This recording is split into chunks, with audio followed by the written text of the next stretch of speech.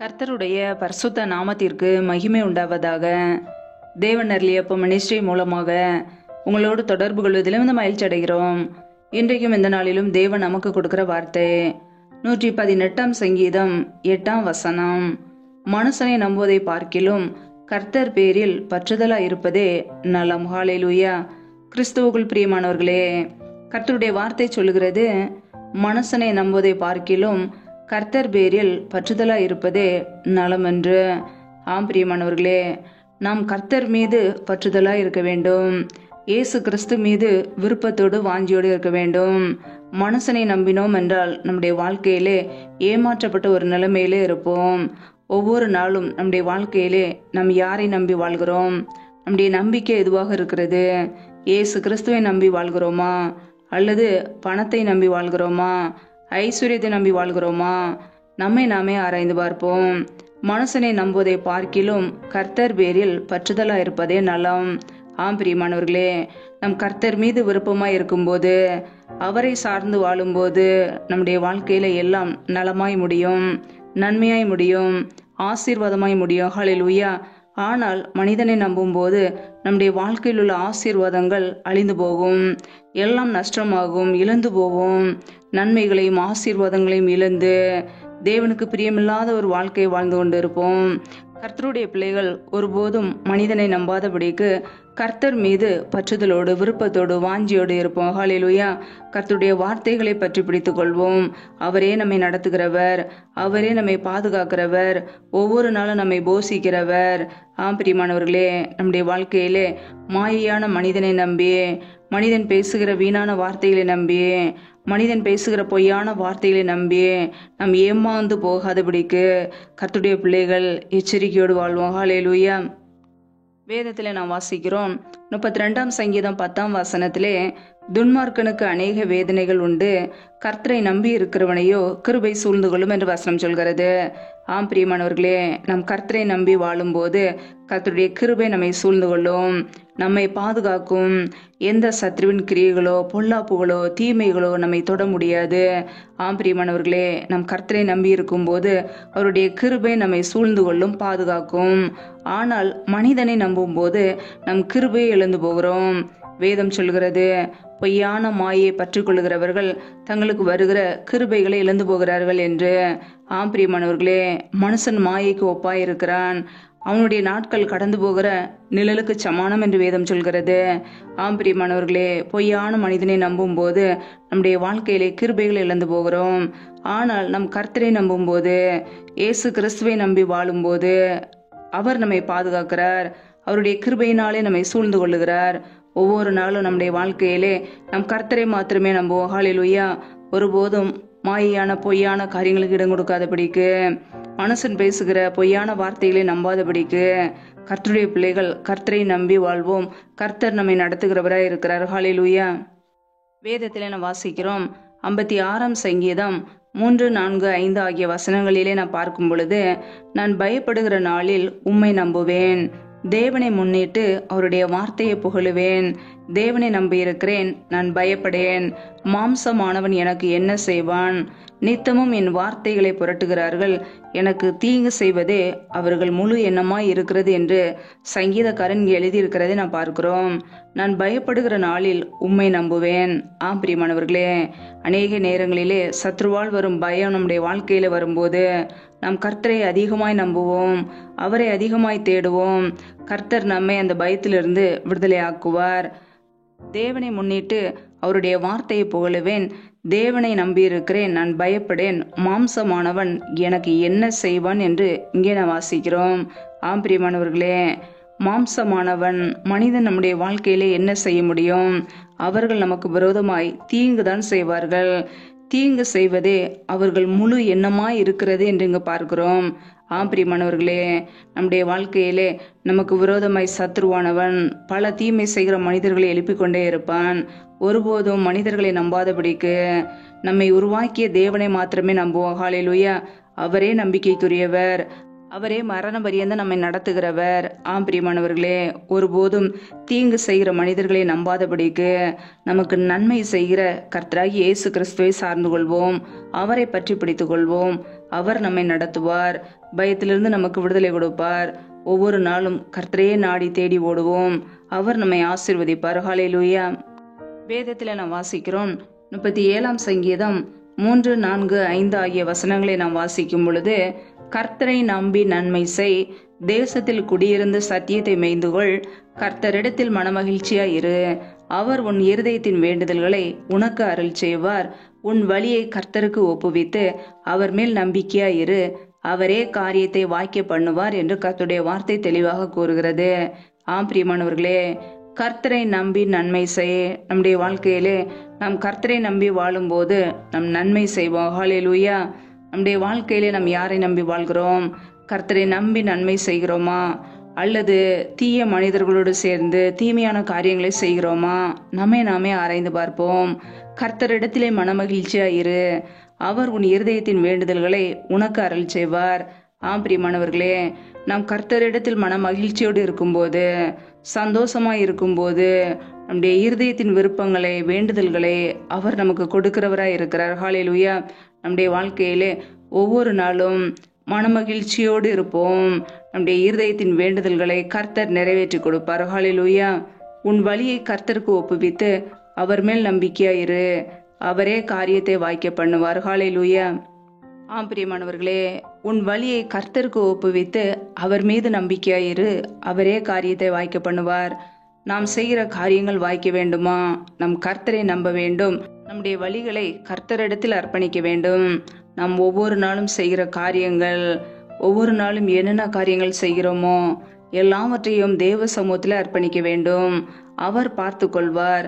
அவரை நம்பி அவரிடத்திலே ஒப்பு கொடுத்து நாம் ஜெபிக்கும் பொழுது நம்முடைய வேலைகளை, வியாபாரங்களை எல்லாவற்றையும் கர்த்தர் ஆசீர்வதிக்கிறார், வாய்க்க பண்ணுகிறார்.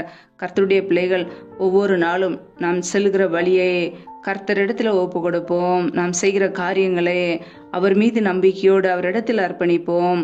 அவர் காரியத்தை வாய்க்க பண்ணுவார். ஹல்லேலூயா. நாம் செய்கிற எல்லாம் வாய்க்கும்படியான கிருபைகளை கர்த்தர் நமக்கு கொடுப்பார். தேவ சமூகத்திலே காத்திருப்போம். கர்த்தர் நம்மை ஆசீர்வதிப்பார். ஹல்லேலூயா. வேதத்திலே நாம் வாசிக்கிறோம், எரேமியா 17ஆம் அதிகாரம் 5ஆம் வசனத்திலே, மனுஷன் மேல் நம்பிக்கை வைத்து மாம்சமானதை தன் புயபலமாக்கி கொண்டு கர்த்தரை விட்டு விலகுற இதயமுள்ள மனுஷன் சபிக்கப்பட்டவன் என்று கர்த்தர் சொல்கிறார். ஆம் பிரியமானவர்களே, யாரெல்லாம் கர்த்தரை நம்பாமல் மனிதன் மீது நம்பிக்கை வைக்கிறார்களோ, சொந்த மாம்ச புயபலத்தை நம்புகிறார்களோ, கர்த்தரை விட்டு விலகி வாழ்கிறார்களோ, அப்படிப்பட்டவர்கள் சபிக்கப்பட்டவர்கள் என்று இங்கு கர்த்தர் சொல்கிறார். நம்முடைய வாழ்க்கையிலே நாம் யாரை நம்பி வாழ்கிறோம்? நம்முடைய சொந்த சுயபலத்தை நம்பி வாழ்கிறோமா, அல்லது ஐஸ்வர்யத்தை நம்பி வாழ்கிறோமா, அல்லது கர்த்தரையே நம்பி வாழ்கிறோமா? ஒருபோதும் பணத்தின் மீது நம்பிக்கை வைக்காதபடிக்கு பணத்தை கொடுக்கிற கர்த்தர் மீது நம்பிக்கை வைப்போம். கர்த்தரை விட்டு ஒருபோதும் விலகாமல் வாழ்வோம்.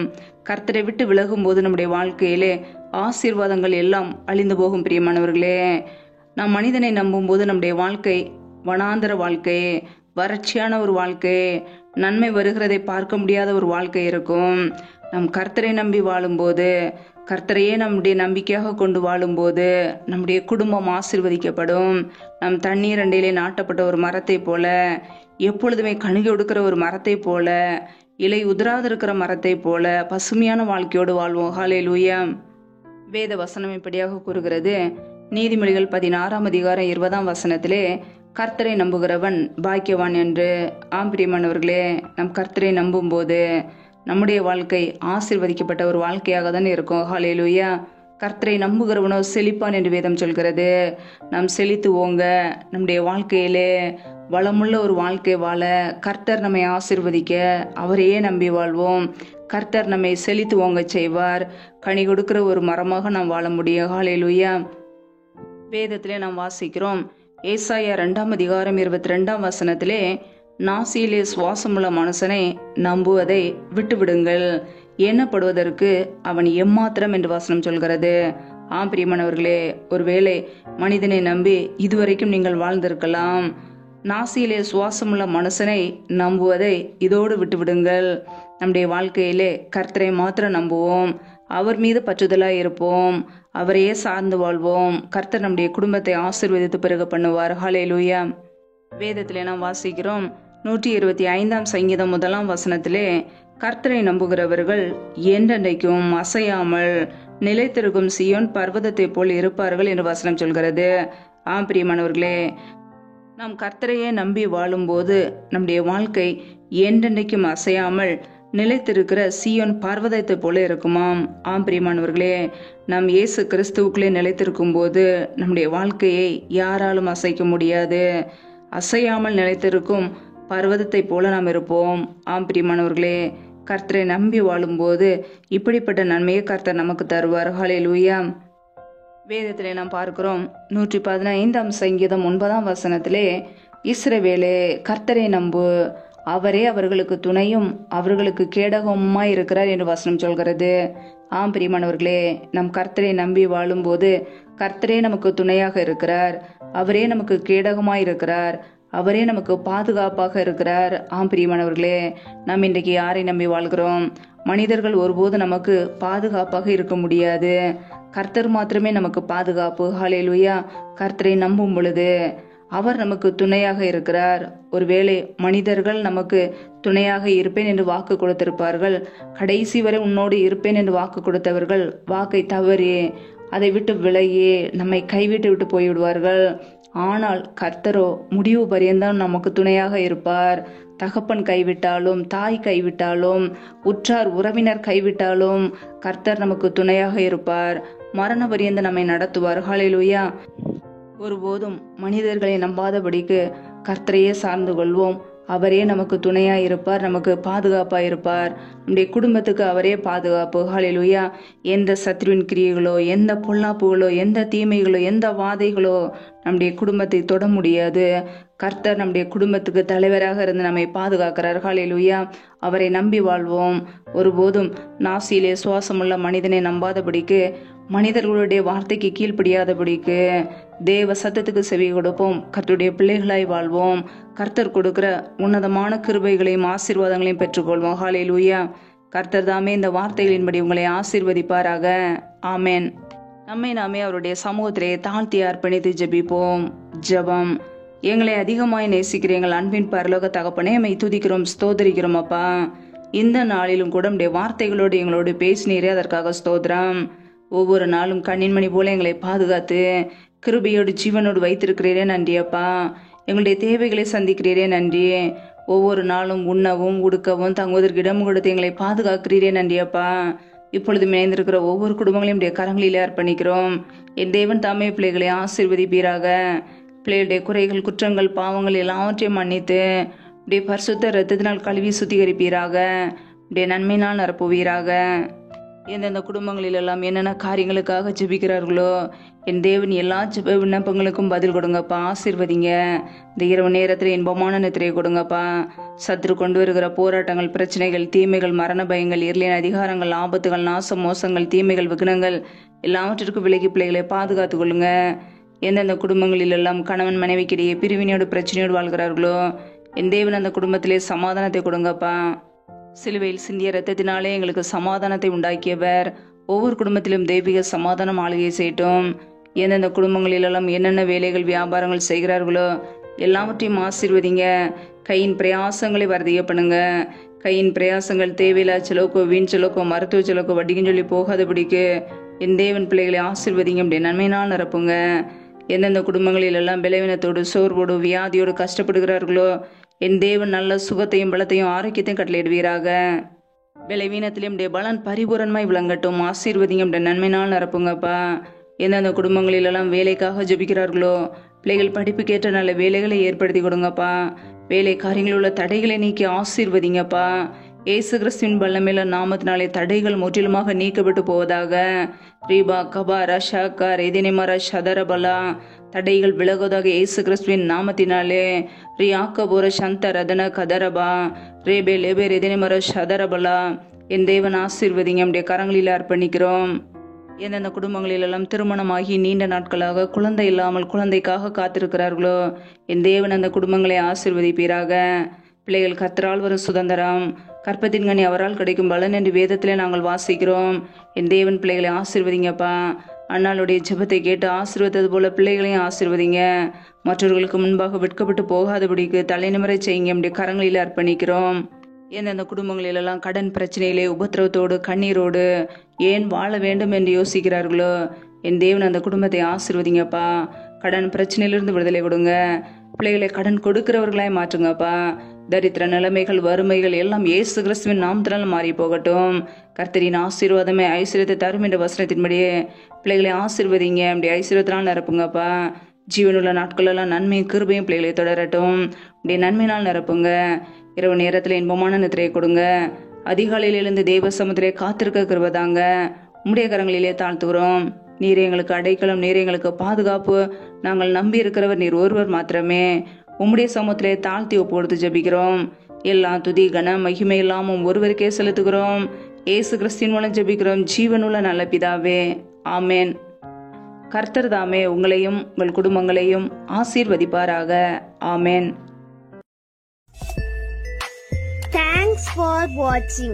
Please subscribe our channel. Click the like and share. Click the bell. God bless you.